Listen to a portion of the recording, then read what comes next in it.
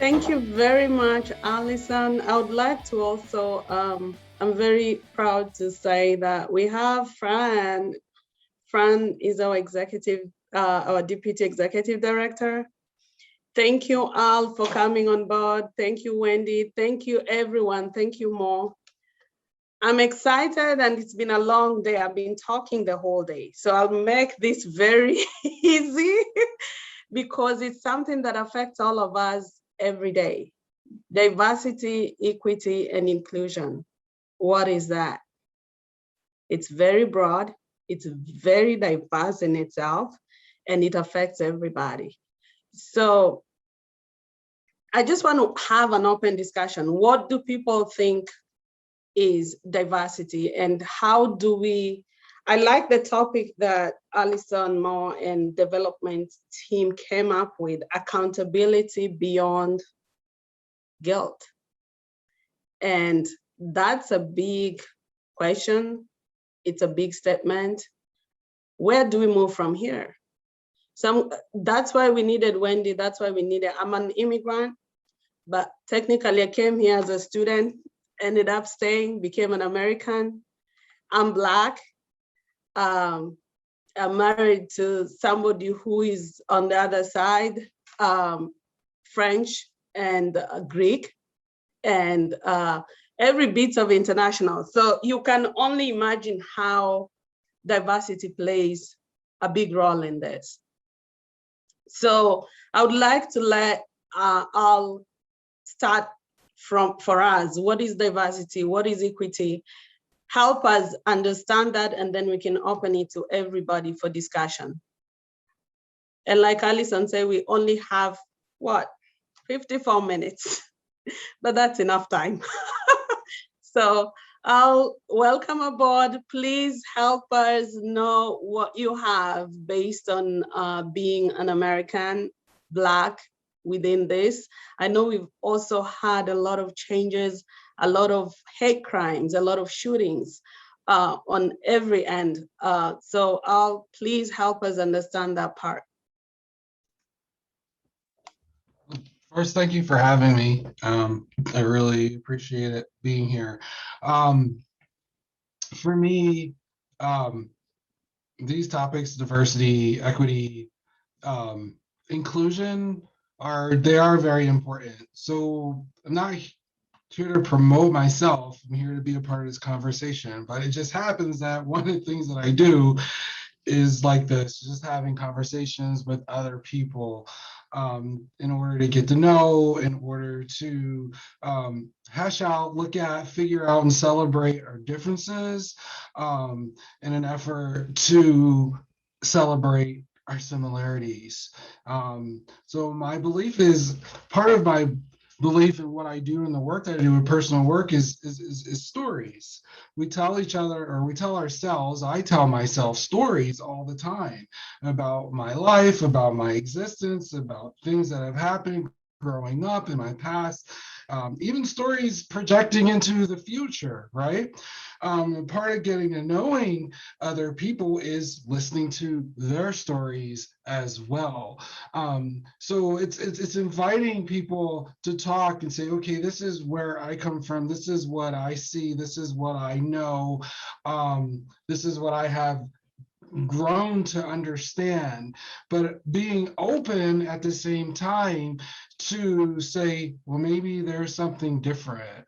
Maybe there's something I didn't know or I didn't understand, or maybe even the story that I repeat to myself over and over and over again could possibly be retold in a different way that brings more inclusion, more awareness, more life and positivity, as opposed to keeping me separated and away from others. So the reason why these are important to me is because we all need a seat at the table, and then we're in this country that's supposed to be ideally a melting pot, right, where everyone is supposed to be able to speak, their voice and free to say and do whatever, right? As long as we're not hurting one another. And so that's where I come from with that. I want to hear people's stories. I want to hear their perspective. I want to know because it helps me to shape, then continue to shape my view going forward. And then I would like them to hear my stories and my perspectives as well. And then we can shape that together overall. I We have so much fighting going on and so much hurt and pain. So situations like this is the hope that we can start to ease some of that and hear each other and then begin to understand, okay, now I see where that came from. Oh, now I understand why so and so said whatever they said, because it's coming from a point of understanding. Thank you very much, Al. That kind of nails it right there. Acceptance, understanding our differences, and making sure we are like one instead of separate individuals, but we are all human beings. There's so many stories. I would like to just say my story in a different way, how I view things from somebody coming from a different continent, a different world. And I've been to almost 5 continents, lived in several countries within different continents. And I realized there's more than just, there's more types of diversity than just one. In America, we are significantly talking about racial equity, social injustice, sexual orientation. But what's my view coming in from a third party? How are we inclusive? So to make the long story short, I was brought up in Kenya, went to different schools, in boarding schools for girls. We were all in uniforms. I didn't know that we were privileged because I didn't know that word. We were not told. You go to school, you go to parts, you go to a Catholic boarding school. Then you go to London when you're young, you come back, you live in Tokyo. It's all different. So I've lived in different places and you don't understand what racism is in its content. Because for an African person, I'm coming in with a wide range. I want education. I want to thrive in my career. I don't care what people say. But then I come in and I realize, oops, there's more to it. Because in Africa, historically, people just want education because they're suffering. There are very many poor people. The lifestyle is very extreme. The rich are very rich, but it's almost like 5%. And then you have the poor so poor that it's not even. So all we want is food. Give me food. I don't care what color you are. Just give me food and give me an opportunity to go somewhere else. So when I went to Asia, Hong Kong, it was different. It was not just about my color. It was the fact that I was also taller. And why am I from Africa living in Asia? I should go back to my country. A different scenario. Then I went to Sweden, Stockholm, Sweden. They tell you, you're just different in etiquette. There's a certain way you have to be poised, you have to talk, and you can't take out food from a restaurant. There's no takeout. If you take out, then that means you're not in the right social status. So imagine you're coming from Africa. I don't care, there are many poor kids. Give me the food, I'll even give it to somebody, but there's no beggar in the streets. There's nobody, there's no homelessness because of the social welfare that they have.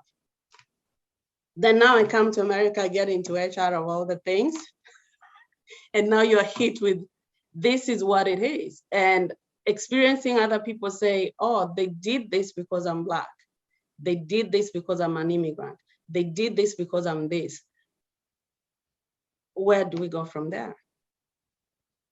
So there are always so many indifferences that if we looked at just one view, it takes a lot of love. It takes a lot of respect. It takes a lot of self-identity to accept and understand somebody. The other part that we don't know, we fight tribalism like people fight racism. We look alike. But because you're from a different culture, different tribe, we're gonna fight you because you can't be the president. That's it. So with that being said, it brings us to how many forms of diversity and how many common types do we have? But I want to significantly focus on us here in America and how it affects us, uniformly. How do we include people? Why do we exclude people? Is it subconscious effort or is it real hatred? Is it crimes? So I would like to open it for everybody to let us just know what's their story. And then Al, you can summarize after everyone speaks, if that's okay. Okay. I think I'm up to the task. Wendy, would you mind just telling your story? Maybe mention, what you do at ACR Health in this context, if you wouldn't mind. Okay. Hello, everyone. I'm Wendy, and yes, I work in the Criminal Justice Initiative for ACR Health. So my role, I do linkage specialist. So I work with those individuals who's getting released within 90 days who are incarcerated. So I do schedule appointments and stuff like that. So like what we're saying, there is a lot of different, when I go to the facility, there is a lot of rules. There is a lot of I don't even know if I could say discrimination and stuff like that, because they just looked at me like, why are you helping those individuals when they committed a crime? Why are you trying to do all this stuff for those individuals who are not even going to thank for? But the fact is that I go, I help them, I do, I get them linkage to the care that they need once they get out. If they don't have the, if they don't have, how can I say, they don't have somebody like myself or other coworkers that they are, how are they going to be success? How, if you don't give them a chance, for the second opportunity, why they always judging them? I know they are because they committed a crime, which is I kind of understand, but at the same time, it's something that you are, they also need to take care of the health. They also need to take care, be there in the community, and they could change. Their life could change. I've been today, matter of fact, I was going through my list of how many clients I've seen so far, and I helped more than 400 individuals. It is a lot. And I'm like, oh my God, this is so awesome. Even though we do, all this kind of infectious disease, even though when I read the letters, like I was telling Allison the other day, is something that they thank me. They say, thank you for giving me another opportunity. I know I could do better. And they are doing better. They are getting the stuff that they need, even though it's kind of challenge, even though it's kind of difficult, because technically, if you are committed a level of crime, you are unable to be socialized with parks, kids, all that stuff. But at the same time, they know better. They did it. They didn't go back and do it again. So what they're doing is like, they become little by little associated with a lot of stuff that they love the most. Some of them they love to teach. Some of them they love to, how can I say, design, and they lawyers, they doctors. So I was like, oh my God, they don't practice whatever they had before because they committed whatever they did. But I was like, don't give up. ACR Health offers those individuals to come do volunteer work. They start as a volunteer. So even though they do all the stuff, not only the agency, but a lot of other agencies, because I also linked it to other agencies that I work with, which is kind of a lot too. But then it's something depending on the county that they go to. And it's beautiful. It's very nice to see that when they call and they say, Wendy, thank you. Thank you for now. I have my own place. I have my own job. I have my own car. I'm like, what? Do this. But this is something that this is what they are for. And if they don't have people like myself or my other coworkers that they do, they wouldn't be, because even though we've been turned out by the ORC, which is like officers, counselors, and stuff like that, they say, why would you want to help them? Did you read what they did? Did you did all this stuff? But no, I'm there. I'm very persistent every single day. And I don't look where the crime are. I look what the person is and know what they could do better. And that's my part of my goal. And I'm trying to see the reality of people could change and people could do something better for themselves. And, you know, closing the door is not the right way. Shut them down is not, because then they go back again. It's like a circle, you know? And I'm like, no, why you want to give out money to the facility when they could be success and do something here in the community? And I don't know. This is what I do in the daily basis. I enjoy it every moment, and I'm very excited. And yes, I really like to. It's very challenging. It's very difficult because I do the one-on-one, so I only be able to sit. But I never get the respect. They never do respect me. They never have that kind of like anger or anything like that. No, none of the stuff. So it's like, this is what I have. This is what it is, and this is what you could do. And I know you could do it. Never put something like no. No, there is no no. It's yes, you could do it. And yes, I know, you know, tell me what your goals are, because we do goals. We do a lot of stuff that they could do in the community. And when I follow up, once they get out, I follow up with them, and then they are more like, oh, I'm doing A, B, and C, and all this stuff, which is very helpful.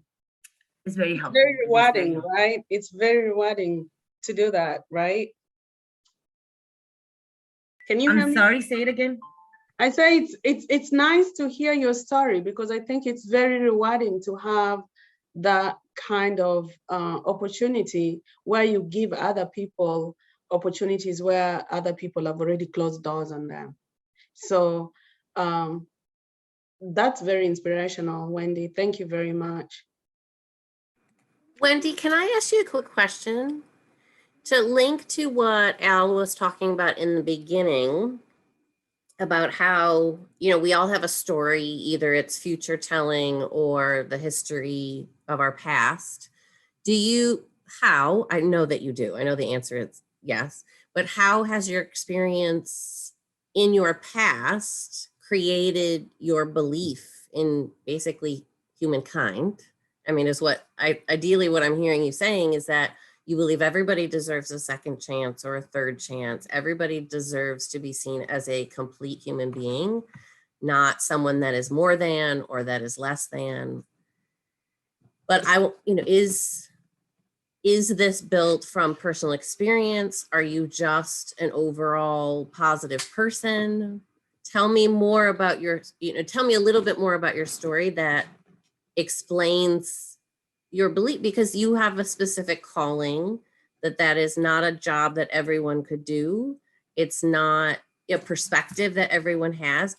It's a gross generalization, but I would say that believing in my boom is coming down into so sorry. Tell us more about where your perspective comes from. Okay. So to answer you, matter of fact, no, I never worked in a facility. I never, and I can have any family member and stuff like that. So this was my first experience ever. But I did work health home. That was when I started ACR Health. So that was a health home. And I was the same thing. It's not the same thing, because health home, you got to start looking for people and you have to find out. And I'm like, but they are there. I know, I just have to put a call out and they're right there.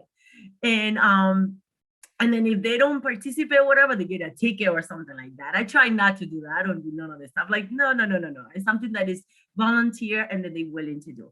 So my background is more like, I always work in infection disease clinic.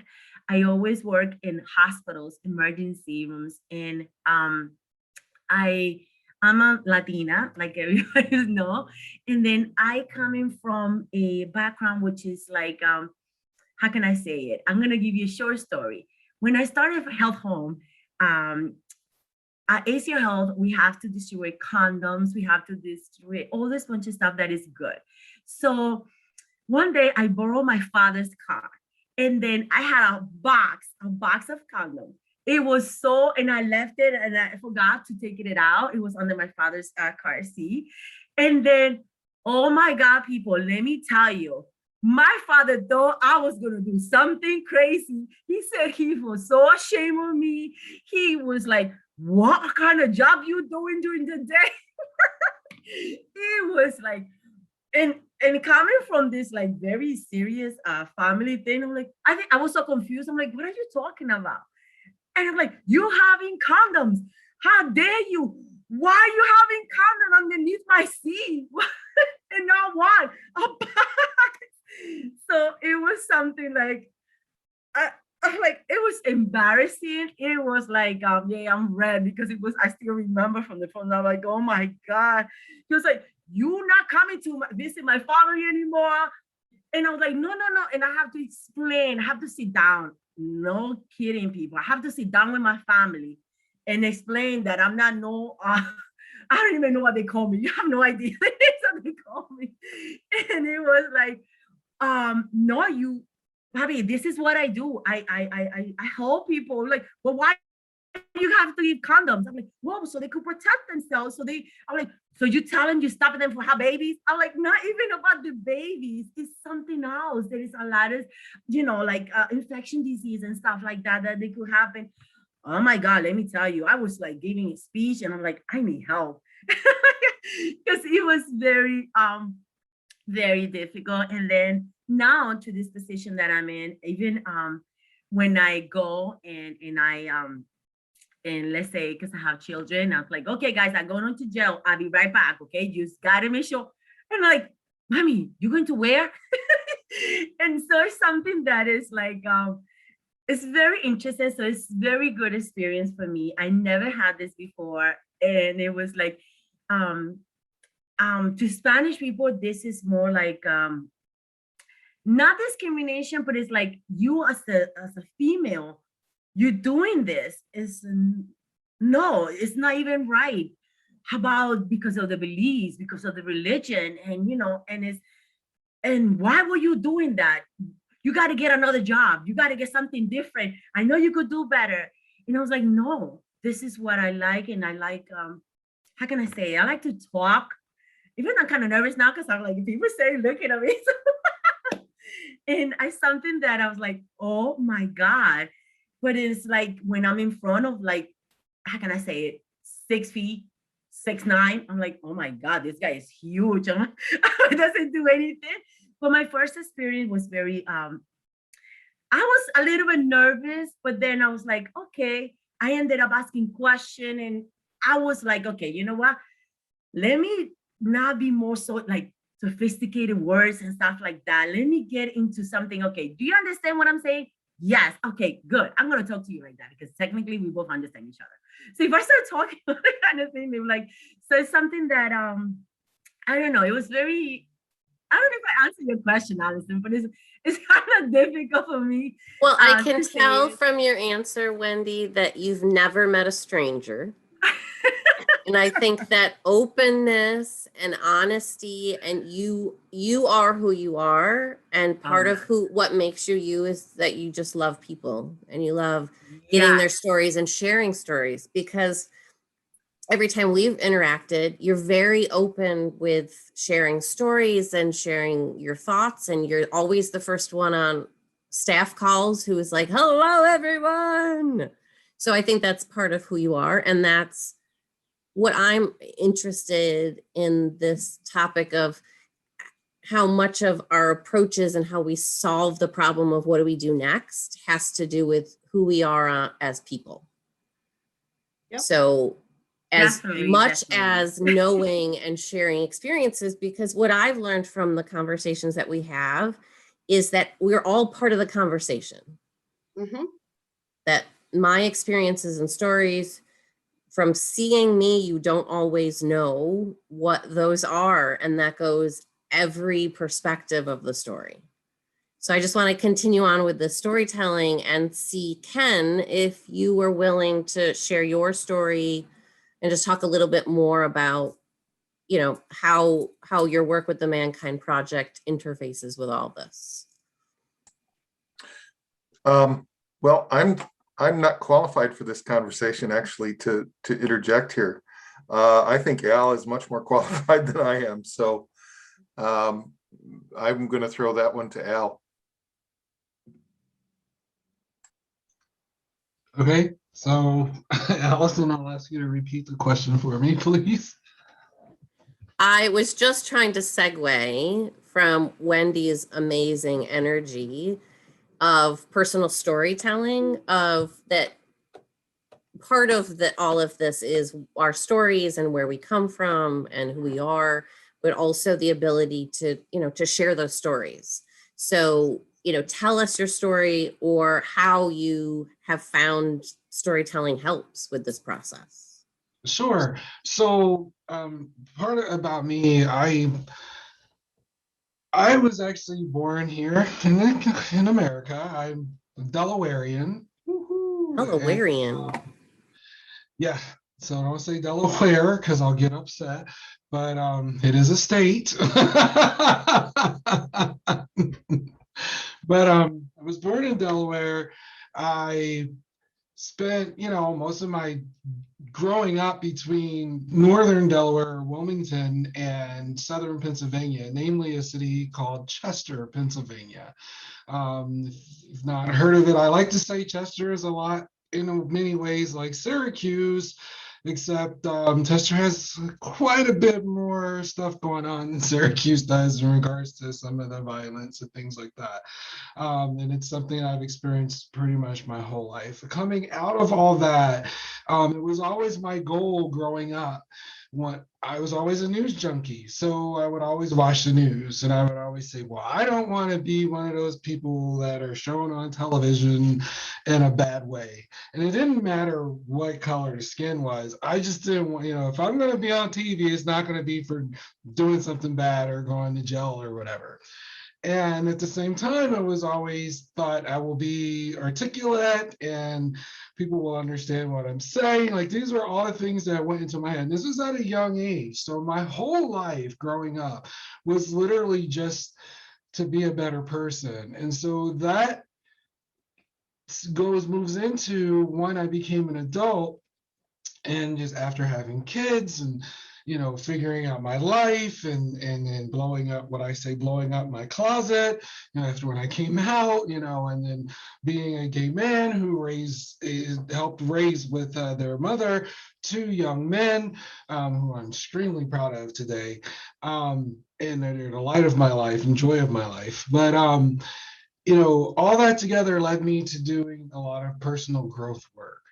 And in that, it was, okay, wait a minute, I keep repeating a lot of these same stories for myself, you know, well, I was abused and, you know, everyone was mean to me, and, you know, I hated going to Catholic school, you know, all these different stories. And I kept saying to myself, there's got to be another way around this, because then I started seeing that what I was telling myself was starting to shape my view of how I saw life outside of myself. And it started to shape my view of how I saw people when they approached me. And I'm not saying that every time, you know, everything was wrong. No, but it was definitely everything. My view was colored by the stories that I was telling myself. So I started to relook at a lot of those things and say, okay, so what's a positive that I can get out of this experience, if any at all? Or what's a growth opportunity? Or what's something I can learn from what I went through personally? Oh, well, how can I relate to this other person? You know, and then being a part of the Mankind Project for me was just being able to sit in a group with a bunch of other men as we work on ourselves as individuals and support each other by doing so, by listening to each other, you know, being heard, hearing, supporting, being supported, being able to say something and then be like, does that sound crazy?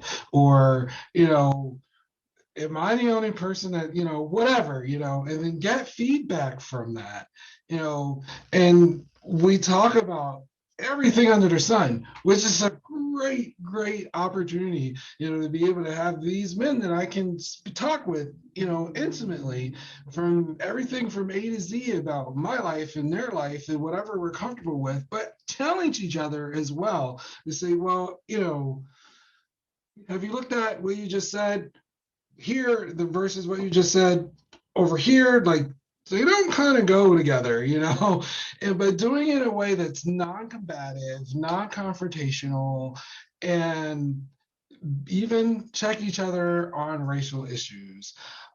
So that has been really great for me. And then, of course, when, not of course, you don't know this, but when Ahmaud Arbery was murdered, that really hit home for me, because my sons are in their early 20s and he is in his early to mid 20s. And it scared me. It shook me to my core. And so out of that is where my podcast was born. But it was more, again, the foundation of how do I continue to make my life better by looking at the things that I've been through, finding ways to reshape those and even retell them myself, not gaslighting myself, not saying, things aren't true that were, or vice versa, but just really re-looking at things and getting a different perspective from it. And then doing the same with listening to others and getting their perspective. And how can this help me relate with others? Because also, I am still very naive enough to believe in what Dr. King said, Dr. Martin Luther King, when he spoke with his I Have a Dream speech. I'm still very much naive on that. I say that because it seems that people don't think that we're all created equal and that we can all look at each other based on the content of our character. But I know that it is possible. So that's why I say I'm still naive enough to believe that. So that's me pretty much in a nutshell. Okay, thank you very much, Al. That is very eye-opening, very insightful. It tells us a lot about what diversity, do we lack diversity? I think somebody mentioned that. And one of the things I'm more concerned with, having come from a place of HR, and how do you train people to be inclusive? Because I want to be as transparent as possible, because I need to learn as much as possible from you, from others. One of the challenges is people have significantly believed that if I'm Black and you're Black, we're the only ones who can talk about diversity. So we lack inclusion. Does that make sense? Perfect sense. sense. Do we silence the white people? And does that cause for lack of diversity? Because this diversity is about everybody, with their indifferences, accepting, understanding, and acknowledging their indifferences. We may not like everybody. We may not like how you live your life or I live my life. But what happens, we are in this, and I'll be very more transparent. We have Black Lives Matter, right? Which is great when you're advocating for people who need to know there's social injustice and everything about the George Floyd story, about the 16-year-old. There's so many stories we could go on. We've also seen stories where a cop is being killed or shot by somebody and we are silenced. We've also seen places where most of the time when we have this kind of meetings, people say, and it feels bad hearing it from my perspective, because how do I include people when they feel like they're shut down, they're silenced before they even start?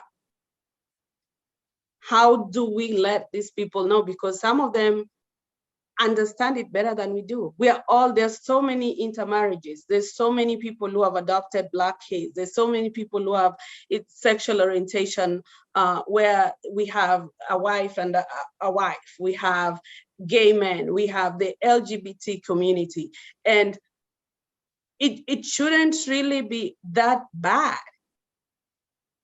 So is it hatred to a point where there's lack of inclusion and diversity and we want to make an excuse?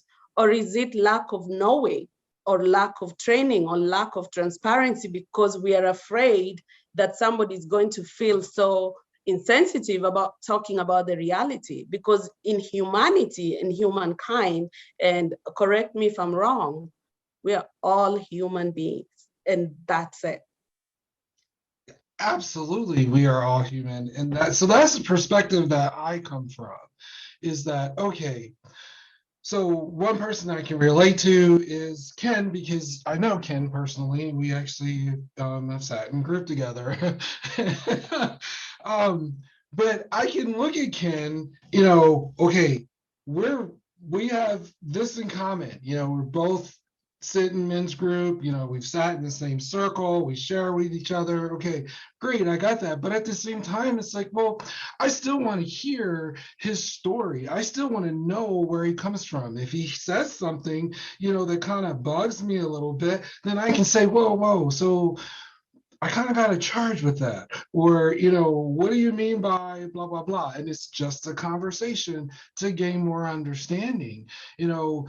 What it helps me, what I have found for myself is that when I try not to take things personally and not to see everything as an attack, and try to come from a place of curiosity to say, well, what would lead this person to say this or to do these things?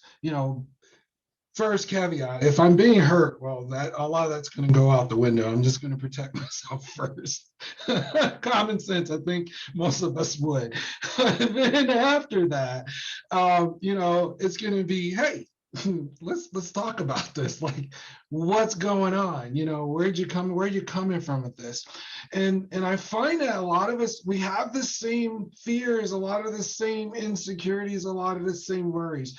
I know that everyone wants an even playing field when it comes to opportunities and when it comes to, say, finding a job or just being able to do things like simply go shop in a store. Like, we all want to be able to do that in peace and get off my back. If I say I don't need help, I don't need it, right? We all want that, right? So that's where I come from, the standpoint of, if this is what we all want, then that's what I would hope that those of us in this conversation and going forward, having conversations with others, will try to convey. Well, let's look at it this way. We're all human beings, number one, and we all have pretty much the same basic needs and functions. So when we look at that, and we do our best, that's what helps us to transcend beyond how much melanin we do or do not have. Because it's already been proven time and time again.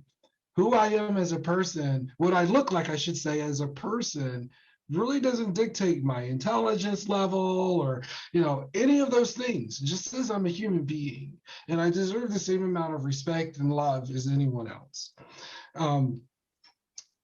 Go ahead, Al, can I jump in? I don't mean at all to cut you off, but I just keep having this thought that Wendy's a very positive person, as we've established. You clearly approach the world with openness and curiosity and willingness to share. How do we foster that in those that don't share that acceptance, that curiosity, that interest in getting to know the person that they're eye to eye with, when it's not perhaps a natural instinct to some? Does that make sense? I'm a yogi. I'm accused of being hippy dippy, love, peace, Zen. I was literally hired because I'm a little bit more that than Mo is, so that our energies, balance each other a little bit. So, I'm on the Wendy bandwagon. I'm on your bandwagon. I want to foster it even more because I'm not, the Dalai Lama. I still have my own, I was raised by a certain age of people, I'm just going to generalize my parents, into an age or way of thinking that is not what I currently hold. So that's why I'm always interested in people's stories of, I'm a product partly of my environment, so I should think X, Y, and Z that my dad or my grandparents or my 91-year-old aunt still say. And, you know, I'm not, but I got, you know, there's that primordial part of your brain that forms when you're like 3 that always recalls what your parents said. So and I transmit that kind of love and kindness through meditation and yoga. I just did a loving kindness meditation last night in order to kind of foster and cultivate and bring us back over and over and over again to this idea that if we create this idea that all of us have a heart, have lungs, are alive in the same kind of body bag of our physical body, is what we call it in yoga, right? We're really just a sack of bones that moves around all day. Like once we foster that idea, then it's a lot easier to have these open conversations, to understand even somebody from I was married to an ultra conservative, right? So I have gotten a lot of the conservative perspective, and I'm happy to be back in, you know, liberal land where people just are nice and for the most part kind.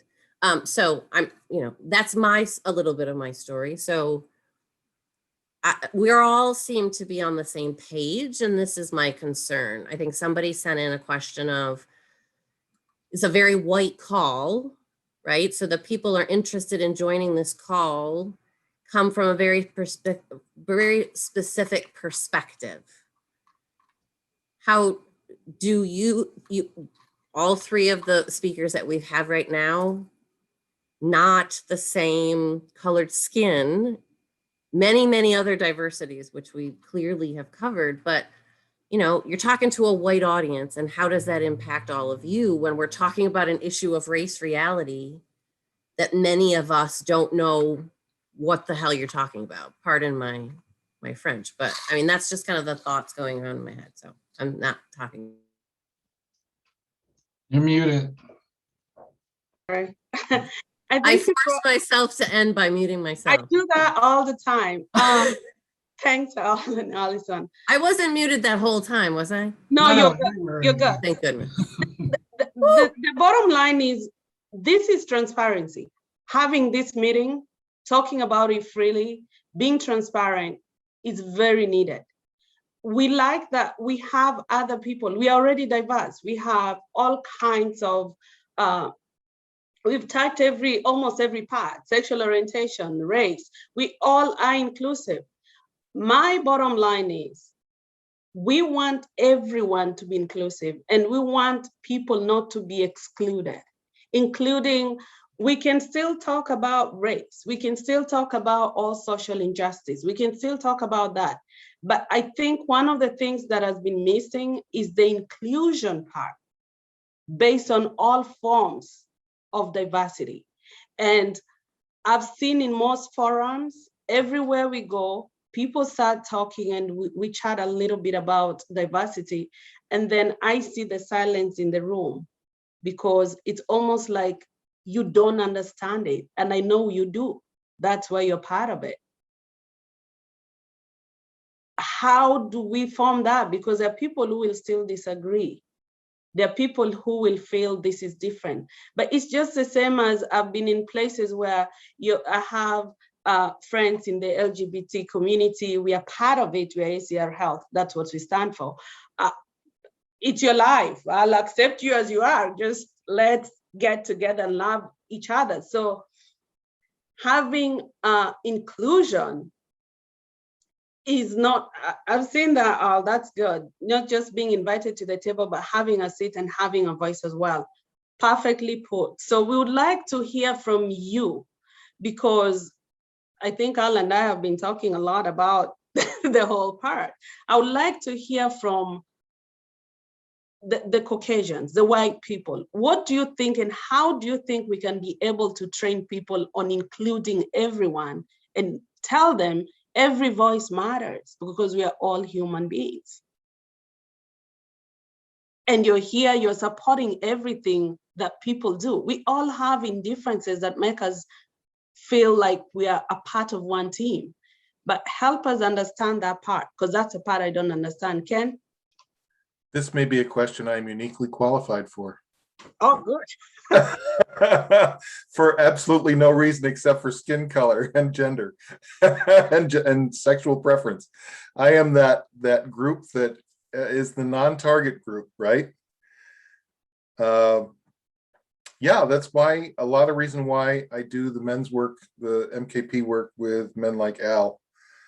And it boggles my mind often why these divisions exist and why the equity doesn't exist.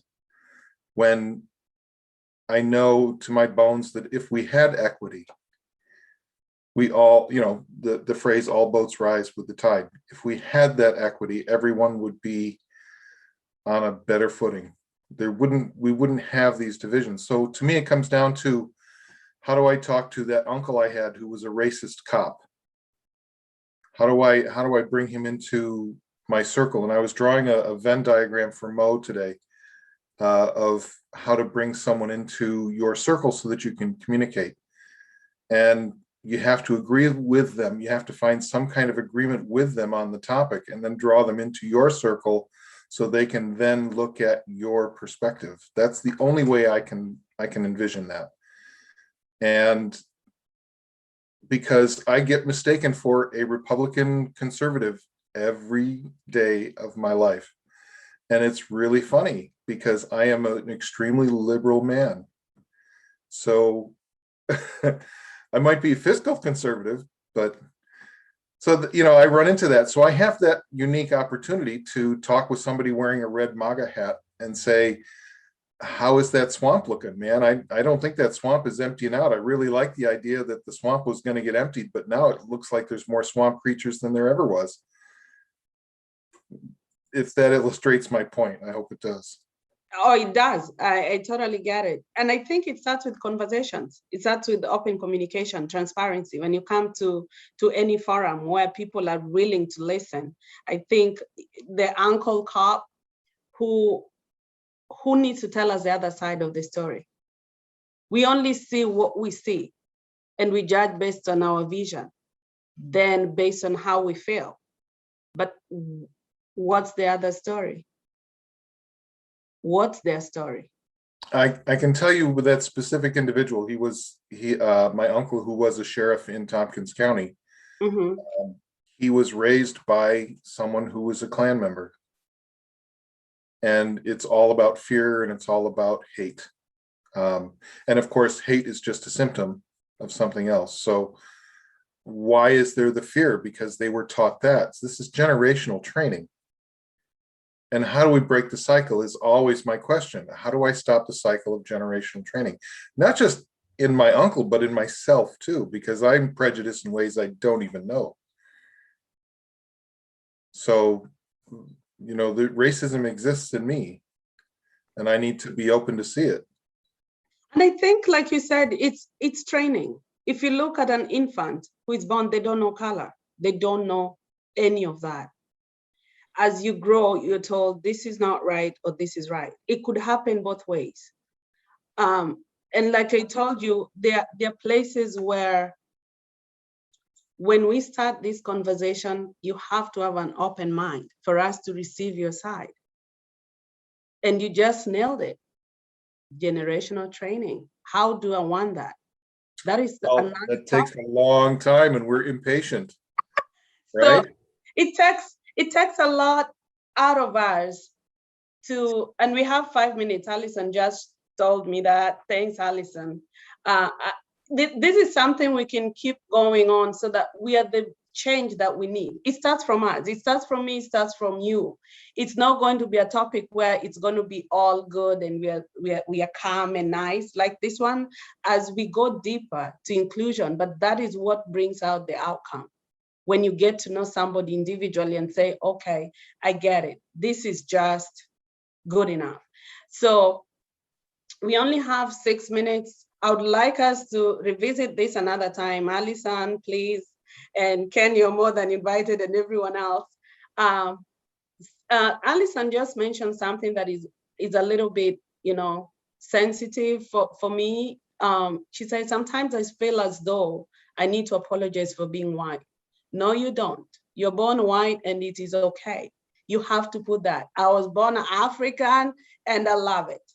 With all our issues, with everything that comes with it, I'm confident about being African. Is it easy? No, because you worry if somebody's going to understand what you're saying. Are you pronouncing things right? Sometimes I even forget I would speak in a different language thinking, oh my God, I was presenting and I said something like that. But I've learned to accept me for who I am, and I'm just enough. And you're who you are, and you're enough. So you've started a topic that is very, very good. And I think with time, we are all learning from each other. Thank you, Ken, so much for giving that perspective, because people are always afraid to say what they think. And if we don't say it, we can move forward. That is the reality. So it's your chance. I'm going to say thank you to everybody. Al will wind it up. And thank you, Alison. Thank you, Mo. Thank you, everyone who's joined it. I'm looking forward to the next one. Your turn, Al. Oh, thank you. So, yeah, thanks everyone for being here. I'm so still immensely grateful for having the opportunity to be a part of this conversation. I do want to hear from more people and hear their perspectives. And that's the important thing here. Not all of our conversations are going to be, nice and great and full of smiles. There's going to be some tough times, but that's in any relationship, right? So it's the choice of, do I stick with it because I feel that it's worth it to do so and continue to grow, or do I just drop it all and walk away? We've seen time and time again, sticking with it and growing is what typically works out the best and keeps us, and get us back together. So that's the perspective that I come from. I want to hear, I want to know, I want to understand. And I personally don't expect any person that is not Black to have to apologize for not being Black, or any person that's Black to apologize. No. As Carol said, you are who you are. We are who we are. And there's nothing we can do about that. It is what it is. And that's okay. And it's great and it's wonderful. You don't need to apologize for what was done by other people that looked like you in the past. However, what I like to say is, all of us can learn from those things, and we can look at our own selves and say, well, what is it in me that maybe I'm perpetuating, continuing to keep going forward, that I could change? And that's where the real work and the real change and the real togetherness begins to happen.